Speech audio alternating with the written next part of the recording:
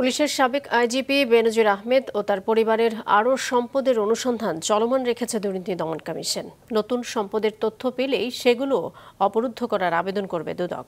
দুদকের আইনজীবী অ্যাডভোকেট খুরশিদ আলম এসব কথা জানিয়েছেন। রিপোর্ট করছেন হাসনান তানভীর। রাজধানীর অভিজাত এলাকা গুলশান ১ নম্বরের এই বিলাসবহুল ভবন র্যানকন আইকন টাওয়ার ১৪ তলা। এই ভবনটিতেই পুলিশের সাবেক মহাপরিদর্শক বেনজির আহমেদের স্ত্রী ও কন্যার নামে ৪টি ফ্ল্যাট থাকার তথ্য দিয়েছে দুর্নীতি দমন কমিশন। দুদকের অনুসন্ধানে বেনজিরের যেসব সম্পদের হদিস মিলেছে তার একটি নথি এটি।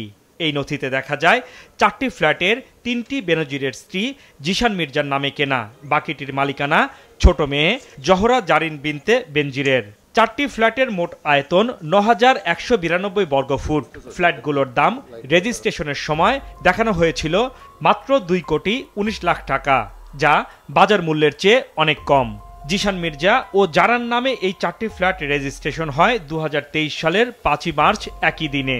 বেনজির আহমেদ অবসরে যাওয়ার মাত্র ৬ মাসের মধ্যে ন্যায় বিচারের স্বার্থে এই বিলাসবহুল ৪টি ফ্ল্যাট জব্দের নির্দেশ দিয়েছেন আদালত। এছাড়াও দুদকের আবেদনের প্রেক্ষিতে দুদফায় সব মিলিয়ে আদালত বেনজির ও তার পরিবারের সদস্যদের ৬২১ বিঘা জমি জব্দের আদেশ দিয়েছেন।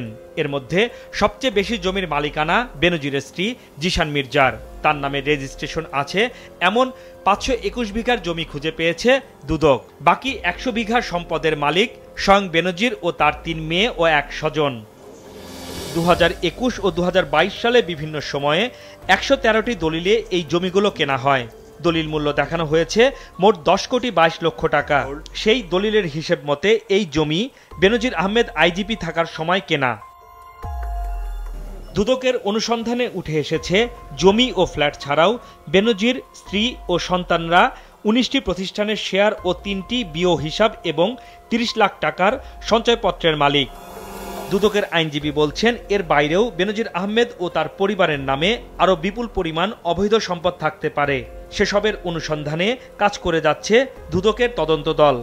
কালকে যেটা জব্দ করেছে ১১৯টা ডিটের যে প্রপার্টিগুলো, যার মধ্যে 4টা অ্যাপার্টমেন্ট আছে আর কিছু শেয়ার আছে। একটা ব্যাংকের দেখা যাচ্ছে ৩০ লক্ষ টাকার সঞ্চয়পত্র জব্দ করেছে। তো মোটামুটি এখনও আপনাকে পূর্ণাঙ্গ চিত্র দেওয়া কঠিন হবে, কারণ অনুসন্ধান চলমান।